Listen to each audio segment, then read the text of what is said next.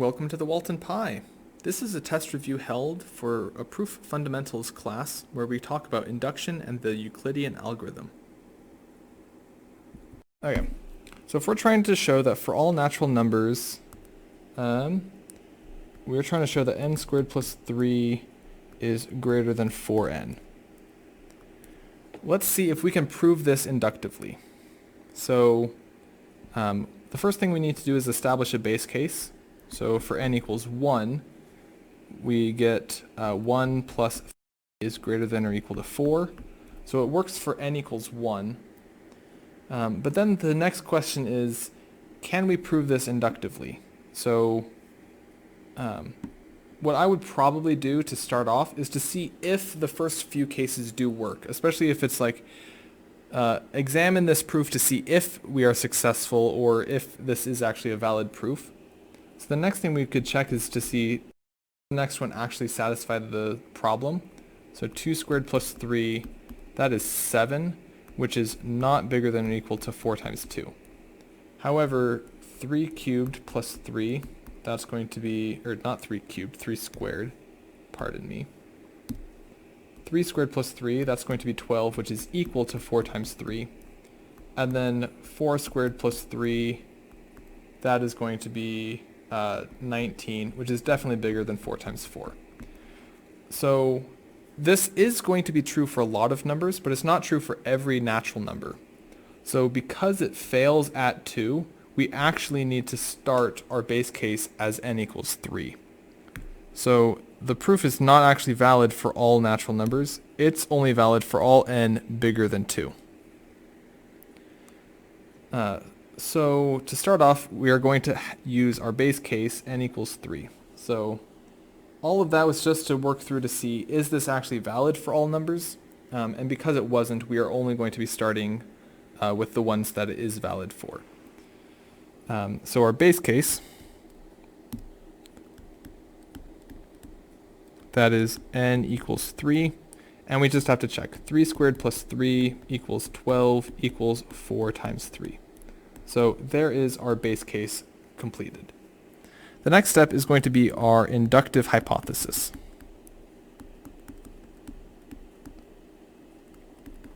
And so this is where we are going to assume for some k greater than 2 that k squared plus 3 is greater than or equal to 4 times k. The next thing we'll do is our inductive step. And so this is where we are going to look at k plus 1 squared plus 3. So if we expand that out, that's going to give us k squared plus 2k plus 1 plus 3. And our goal is we can use the fact that we know that k squared plus 3 is bigger than or equal to 4k. Well, we have a k squared and we have a 3. This is going to be k squared plus 3 plus 2k plus 1, which is greater than or equal to 4k plus 2k plus 1. And what we then need to do is we need to recognize that we also have to use the fact that we know that k is bigger than 2. So we can replace the 2k and say that is greater than or so let's just rewrite it. 4k plus 2k plus 1. That is going to be greater than or equal to 4k plus 4 plus 1. So this 4 is replacing this 2k because we know that k was bigger than 2. In fact, that's not a greater than or equal to, it's a strictly greater than. And so then this is going to be equal to 4 times k plus 1 plus 1. So that's greater than 4 times k plus 1. And so that has concluded our inductive step. And so this is going to be a valid proof of this statement, that for all n greater than 2, n squared plus 3 is greater than or equal to 4n. Okay, let's go through some examples of how to use the Euclidean algorithm and the extended Euclidean algorithm. So let's say that we are trying to find the GCD of two numbers. Let's say that is 3, 1, 3, 4, 7, and 2, 2, 3, 6. I have no idea what the GCD of these numbers are. We're just going to go through the extended Euclidean algorithm. So, to start off, we are going to write 3, 1, 3, 4, 7 is equal to some number times 2, 2, 3, 6 plus some number. So let's just figure out about how many times we can get 2236 into 31,347. So 2236 goes into 31347. Let's see, can't go into 3 at all, can't go into 1 at all, can't go into 313 at all. But then we can get one of them in here. Whoops. So we can get one there, so 2236. That's going to be 8, 9, and then 30 minus 22 is 8. So 89, 87. Let's see, I'm going to guess that's about 4, so hopefully that works out. So 2236 times 4, that's 24, that's 14, 9, 8, 89, 44. Wow, that was very convenient. It worked out very quickly. And so we'd be left with a remainder of 43. So that tells us that the numbers that we can put here are going to be 14 times 2236 plus 43. The next step in the Euclidean algorithm is to figure out what terms go in the next spots. So those are going to be 2236 and 43. So the next one is going to be 2236 equals something times 43 plus something. So we're going to have to go through the same process to figure out how many times does 43 go into 2236. So we got 2236 here, 43, 0, 0, 43 into 22, 3, probably about 5. So let's see. 43 times 5, 15, 215. So that's going to be 23 minus 15 is just 8. So we got 86. Wow, this worked out great. So that's going to go in another 2 times. So it is 52 times 43 plus 0. I promise I did not try and do it this way, but it just happened to come out that way. So we are going to get 31347 and 2236 have a GCD of the last non-zero remainder, which just so happened to be 43. So the GCD of this is going to be 43.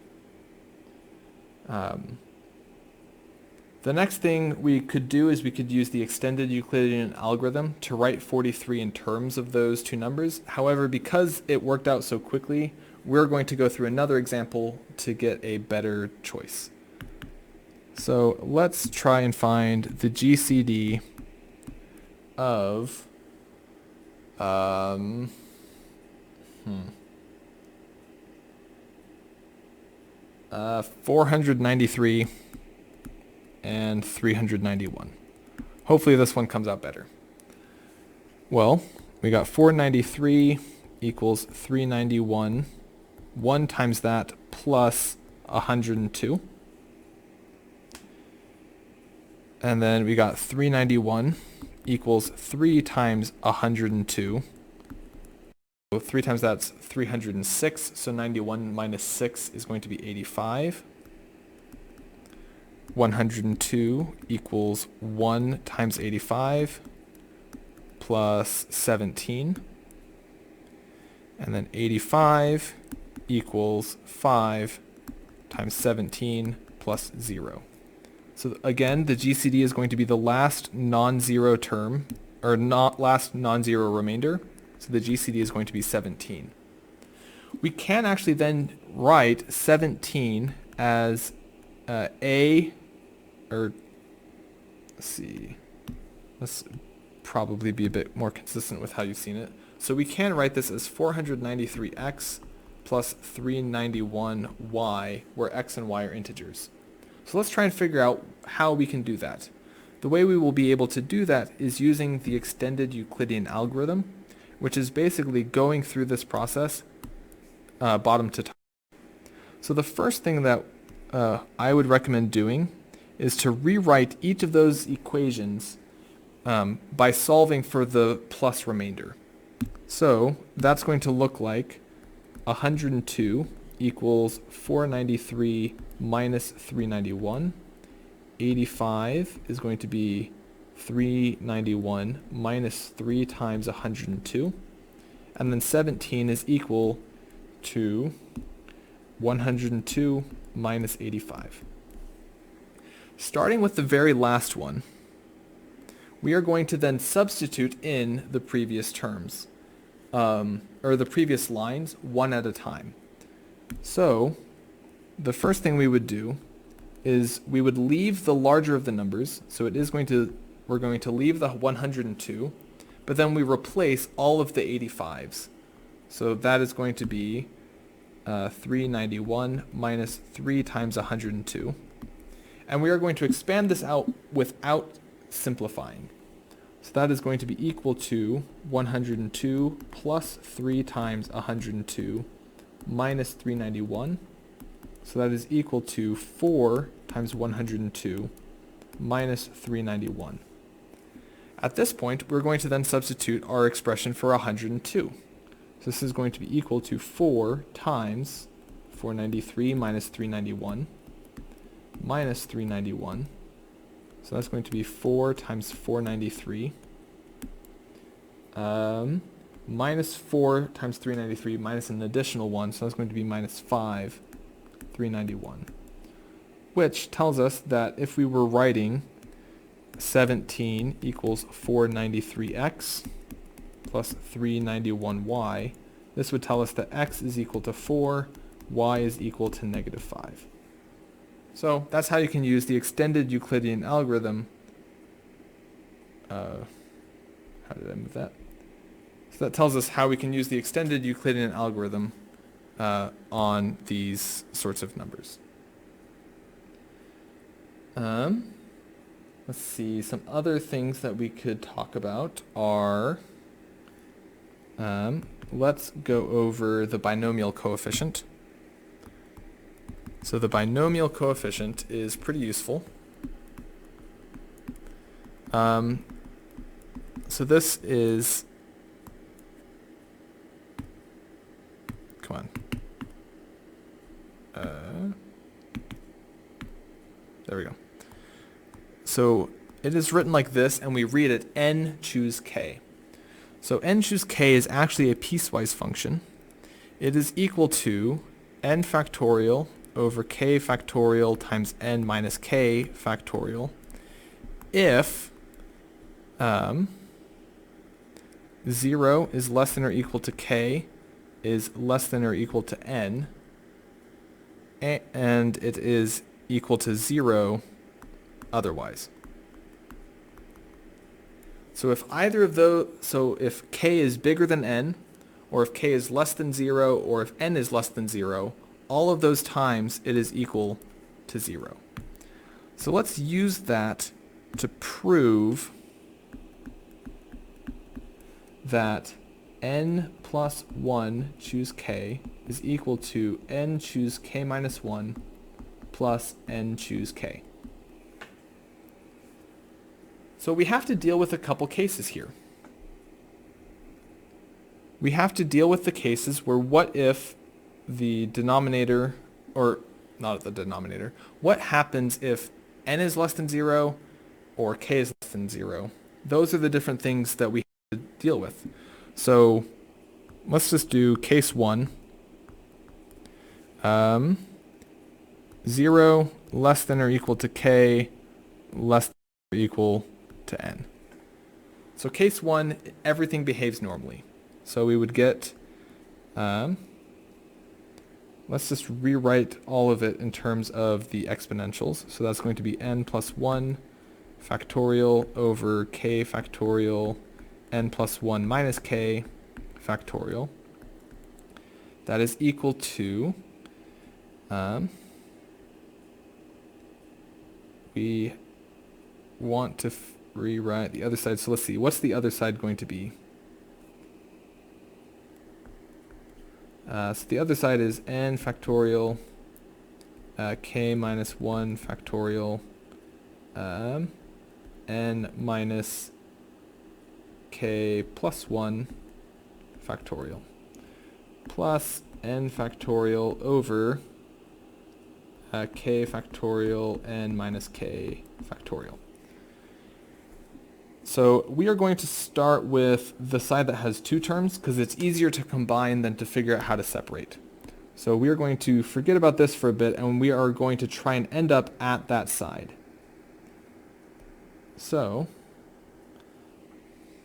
in order to combine these two terms, we're going to need to get them to have a common denominator.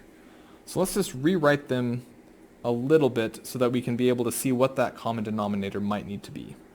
So we get n factorial k minus 1 factorial n minus k plus 1 times n minus k factorial.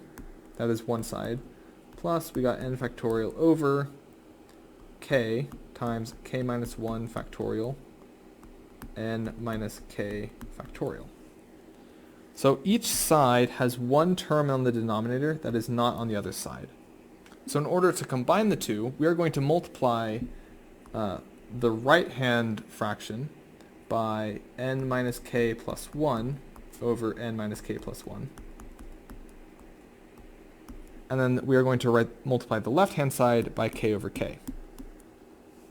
So when we do that, we can now combine both of them because they are all going to have the same denominator. They're all going to have n minus k plus 1 times, or n minus k plus 1 factorial times k factorial. And then the top is going to be n factorial times k plus n minus k plus 1. So these k minus k cancels, and so we're left with n plus 1 on the top. So that is going to be equal to n plus 1 times n factorial all over k factorial n minus k plus 1 factorial, which is n plus 1 factorial divided by k factorial times n plus 1 minus k factorial, which has successfully shown case 1. The other cases are going to be a little bit different. We have to deal with, this case is where k has to be bigger than or equal to 1. So our other cases are going to be a little bit different. So let's clear the screen so we can go through the other cases.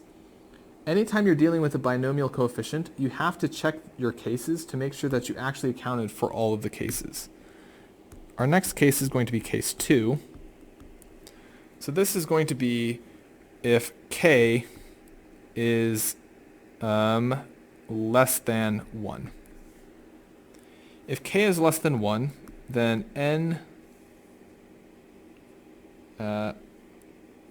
where's the eraser? There it is. If k is less than 1, then n choose k minus 1. This is going to be defined to be 0 because the bottom part of the choose function is going to be less than 0. So that term is guaranteed to be 0.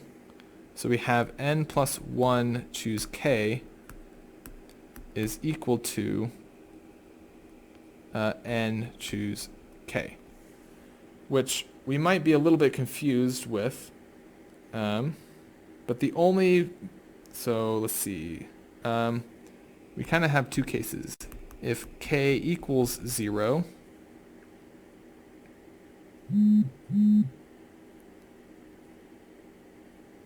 let's see, so if k is 0, then we're going to just get n plus 1 equals n, which is definitely not the case.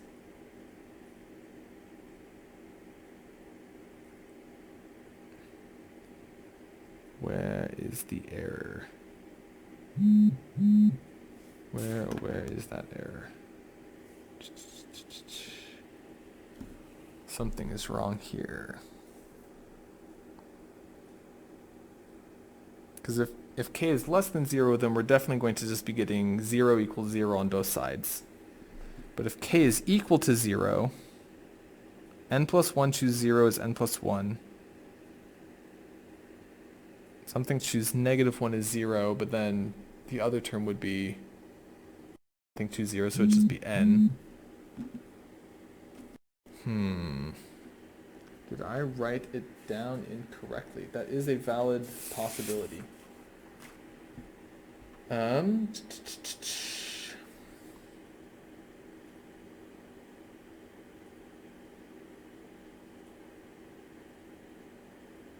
Oh, no, we are perfectly valid. N plus 1 choose k is not equal to n plus 1. N plus 1 choose 0. We get n plus 1 choose 0 is equal to n choose 0 is equal to 1. It's always equal to 1 there. That's why that one is valid. And then if k is less than 0, we get 0 equals 0. There we go. Sorry, I totally forgot what something choose 0 was, but there we go. Case 3, that is going to be k is bigger than n. And so here we kind of also have to break it up into a couple, actually, nope, we don't have to break it up into any terms there. If k is bigger than n, then we also get that,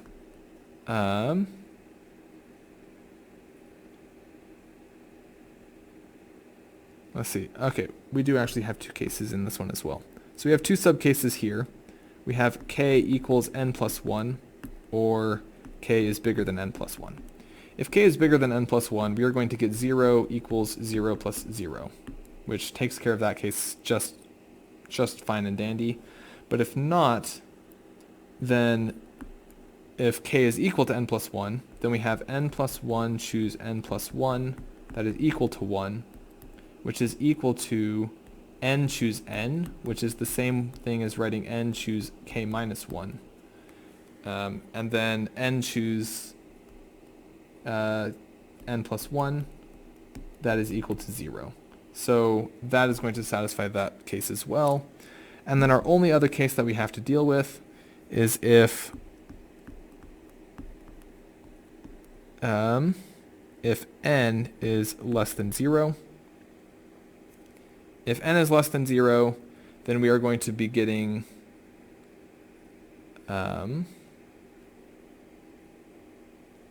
if n is less than 0, no matter what, we're going to get 0 equals 0 plus 0. The second two terms that we have on the right-hand side, those are just going to be 0 by the definition. And then the first one is either going to be 0 by definition, or you'll have 0 choose something, which is always going to be 0. And so that's going to be how we would be able to approach this proof. So again, anytime you're dealing with a proof involving binomial coefficients, be sure that you check all of the different cases, because the binomial coefficient is a piecewise function. Let's see, what are some other things that we could go over?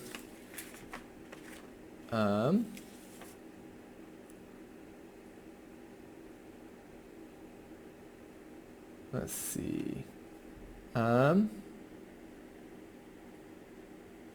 Let's just go over one more inductive proof, and then we will be good. So let's try and prove that the sum from k equals 0 to, the sum from k equals 0 to n of k squared, that this is equal to, there we go, the sum from k equals 0 to n of k squared is equal to k times k plus 1 times 2n plus 1 all over 6. So let's start by, let's say this is true for all n greater than or equal to 0. So our base case, n equals 0. We get the sum from 0 to 0 of k squared. That's just going to be 0, which is equal to 0 times 1 over 6. Perfect. Base case is done. The next one is we have to do what is our inductive hypothesis.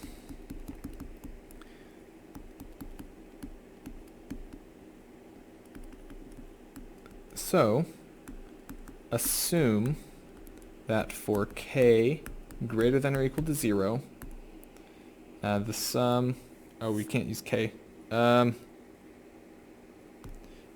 For m greater than or equal to 0, the sum from k equals 0 to m of k squared. I just realized I totally messed up on this top. Those are not k's, those are n's.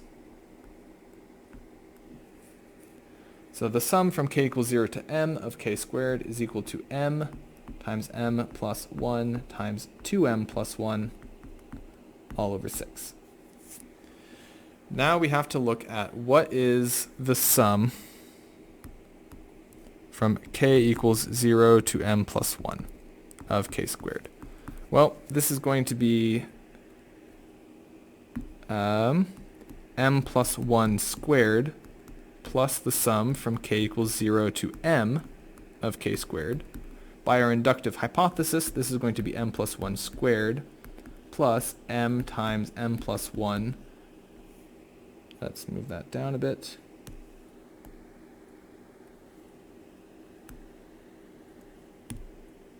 So that's going to be m plus 1 squared plus m times m plus 1 times 2m plus 1 all over 6. So we got m squared plus 2m plus 1 plus m times m plus 1 times 2m plus 1 all over 6. If we want to combine these, we are going to have to get them to have a common denominator. So we're going to multiply the top and bottom of m squared plus 2m plus 1 by 6. So we get 6m squared plus 12m plus 6 plus m times m plus 1 times 2m plus 1 all over 6. At this point, we would like to try and start factoring this out a little bit. So the first thing we will try and do is pull out an m plus 1 from everything. So fortunately, if we pull out an m plus 1 from everything, what we are going to be left with on the other side was 6 times m plus 1 plus m times 2m plus 1 all over 6. So this is going to be m plus 1 times 2m squared plus 7m plus 6. If we then factor that, that's going to give us m plus 1 times m plus 2 times 2m plus 3, which is precisely what we were wanting, because we can write this as m plus 1 times m plus 1 plus 1 times 2 times m plus 1 plus 1 all over 6, which is precisely what we were looking for in order to prove the sum from k equals 0 to n of k squared was n times n plus 1 times 2n plus 1 all over 6. All of that together gives us all the different things that we would need to be able to complete this proof.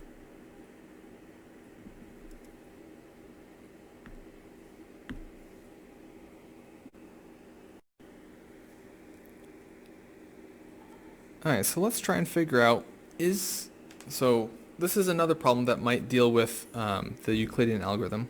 Let's say that we are trying to figure out, is there an integer where 3n plus 6 and 12n plus 25 have a common divisor that is bigger than 1? Well, let's figure out what's the greatest common divisor, and we will do this using the Euclidean algorithm.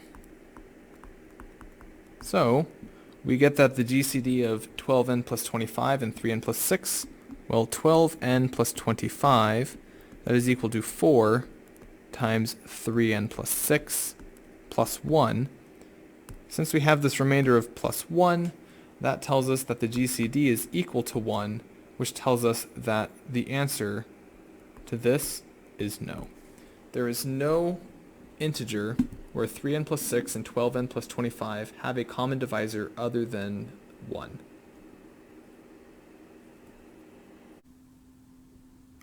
I hope you enjoyed this video and that it was helpful for you. Please check out some of my other videos, and please like and subscribe if you have not already so I can continue to make these sorts of videos. Have a great day and good luck with the rest of your math.